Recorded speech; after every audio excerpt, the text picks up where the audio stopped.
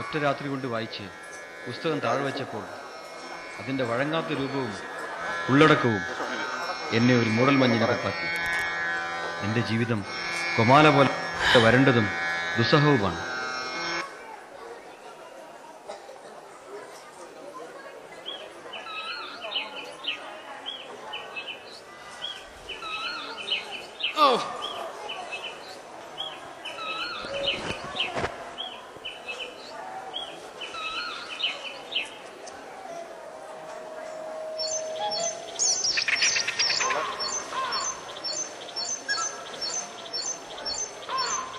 വിശ്വേട്ടാ, എങ്ങോട്ടാ? ആ സുധാകരനെ എങ്ങനെയെങ്കിലും കണ്ടെത്തണം. സുധാകരനെ നിങ്ങൾ ഒരിക്കലും കണ്ടുപിടിക്കില്ല. അയാൾ ഒളിച്ചിരിക്കുകയല്ലേ. നീ പേടിക്കണ്ട, മരിക്കാറാകുമ്പോഴേക്കും ഞാൻ തിരിച്ചു വരാം.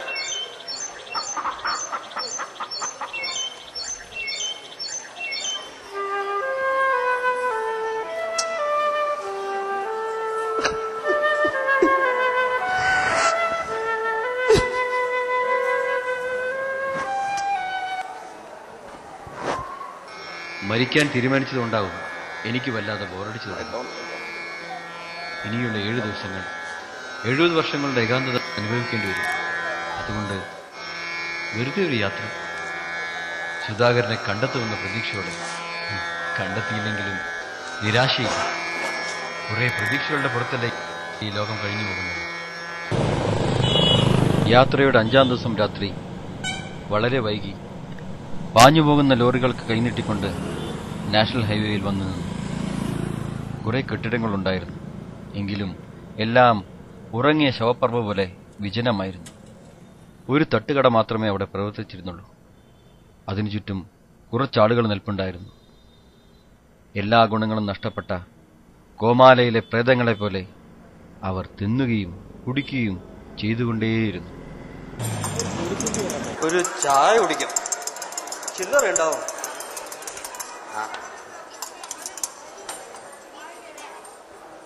ഒരു ചായ. കോമാലയിലെ പ്രേതങ്ങളും ഏതാണ്ട് ഇതേപോലെയാണ്. ആ ബുൾസൈ കോരി വായിലിടുന്നത് അബുണ്ടിവായിരിക്കും. കൈ കഴുകി കർച്ചീഫിൽ കൈ തുടച്ച് ബിൽ പേ ചെയ്യുന്നത് ടോണിയ ഇദോഹ ഹേസം.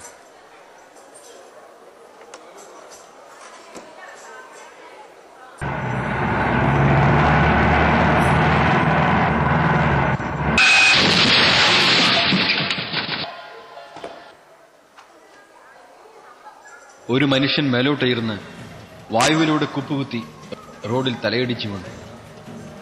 എനിക്ക് പ്രത്യേകിച്ച് ഞെട്ടലൊന്നും ഉണ്ടായില്ല. പണ്ടായിരുന്നെങ്കിൽ ഈ കട്ടനുപേക്ഷിച്ച് രക്ഷാപ്രവർത്തനങ്ങളിൽ തീവ്രമായി ഏർപ്പെട്ടേനെ. ആരെങ്കിലും പോയി പരിക്കേറ്റവനെ താങ്ങിയെടുത്ത് വാഹനങ്ങളുടെ നേരെ കൈനീട്ടുമായിരിക്കും. പക്ഷേ അവിടെ കൂടിയിരുന്നവരിൽ നിന്നും അപകടത്തിൽപ്പെട്ടവന്റെ ദൗർഭാഗ്യത്തെ പിന്തുണയ്ക്കുന്ന ഒരു നോട്ടം പോലും എത്തിയില്ല. എല്ലാവരും മൃതശരീരങ്ങളെപ്പോലെ ഭക്ഷണം കഴിക്കുന്നതിൽ മുഴുകിയിരുന്നു. ഇത് ശരിക്കും കൊമാല തന്നെയാണോ? ഈ ആളുകളെല്ലാം എന്നെ പോലെ വരും ദിവസങ്ങളിൽ മരിക്കാൻ തീരുമാനിച്ചവരാണോ? മരണത്തിന്റെ പുഴു അവരുടെ ഉള്ളിലെ ഇലകൾ മുഴുവൻ തിന്നിർത്തിരിക്കുമോ?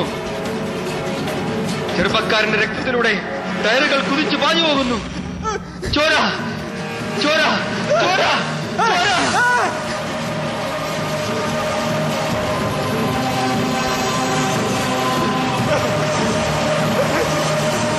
ഒന്ന് സഹായിക്കണം. ഒന്ന്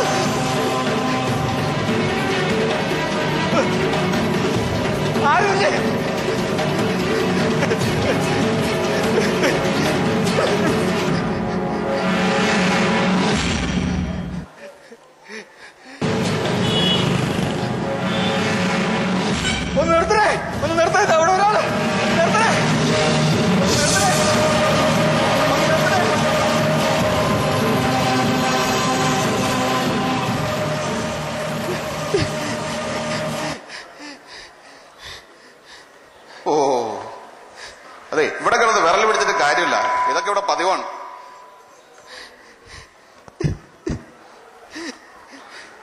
ഒരു കാര്യം ചെയ്യാം, വേണമെങ്കിൽ ഞാൻ എന്റെ വണ്ടി എടുത്തോണ്ട് വരാം. പക്ഷെ കാശിന്റെ കാര്യത്തിൽ കശപിശൊന്നും ഉണ്ടാവരുത്. കാശല്ലുണ്ട്. ശരി, വേഗം പറ്റൂ.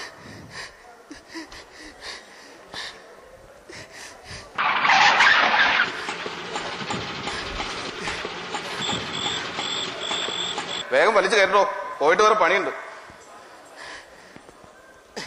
ഇത് കൊമാല തന്നെ, കൊമാല. നരകത്തിന്റെ വായ.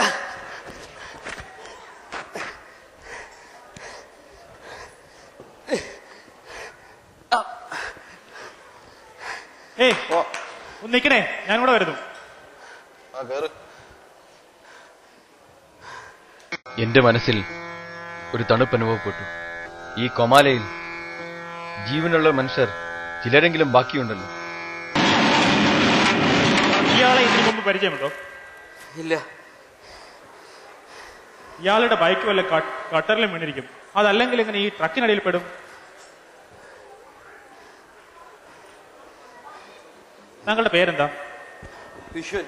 വിശ്വൻ കൊണ്ടൂർ. ഓ, കഴിഞ്ഞ ദിവസം ന്യൂസ് ടൈമിൽ കണ്ടതായി ഓർക്കുന്നു. ന്യൂസ് ടൈം കണ്ടായിരുന്ന? ഓരോ മനുഷ്യരുടെ കാര്യമേ.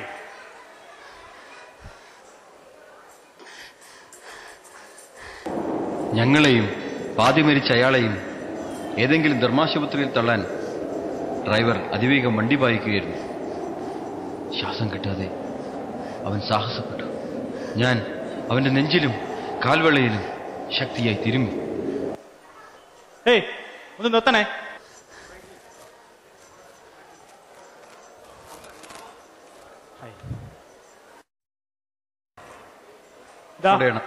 ആ വെളിച്ചം കാണുന്നതാണ് എന്റെ വീട്. ഹൈവേയിലൂടെ വണ്ടി കിട്ടാതെ അലഞ്ഞപ്പോഴാണ് താങ്കളുടെ വണ്ടി കണ്ടത്. താങ്കൾ കയറ്റിയത് കാരണം സുഖമായി ഇവിടെ എത്തി. Thank you very much. Good night. അയാൾ അത്ര ലാഘവത്തോടെയാണ് വന്നതും പോയതും. ഒരാളിലെങ്കിലും അല്പം നന്മ അവശേഷിക്കുന്ന ആശ്വാസം അത് വെറുതെയായി. ഇത് കരയിപ്പിക്കുകയോ ചിരിപ്പിക്കുകയോ ചെയ്യാം. എനിക്ക് ചിരിക്കാനാണ് തോന്നിയത്.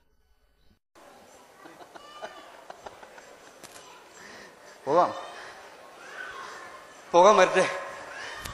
ഇയാൾ മരിക്കാൻ പോവുകയാണെന്ന് തോന്നുന്നു. കുറച്ച് വെള്ളം കൊടുക്കാം. കുറച്ച് വെള്ളം. നോക്കൂ, ഒരു തുള്ളി വെള്ളമില്ല.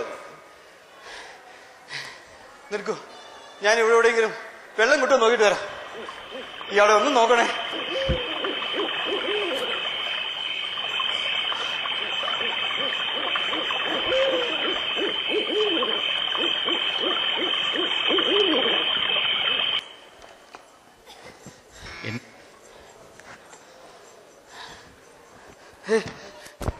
നിങ്ങൾ പോവണം.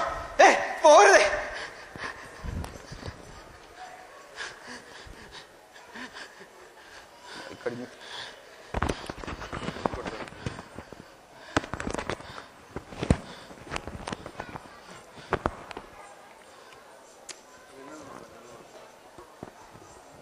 അയാൾ മരിച്ചു.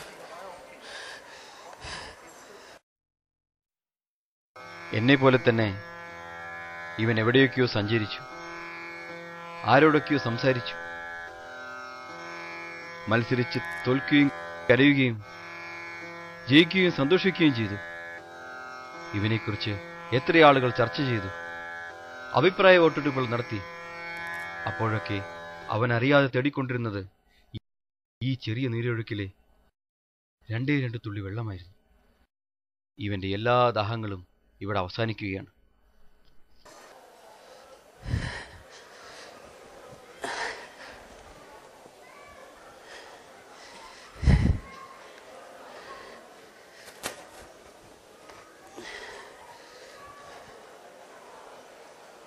ഒന്നാലോചിച്ചാൽ നമ്മൾ എല്ലാവരും കടപ്പെട്ടവരാണ്. 2 തുള്ളി വെള്ളമായിരുന്നു എന്റെ കടം. അത് ഞാൻ കുറച്ചു മുമ്പ് വീട്ടിൽ കഴിഞ്ഞു. ഇനി ഞാനെന്തിനു മരിക്കണം?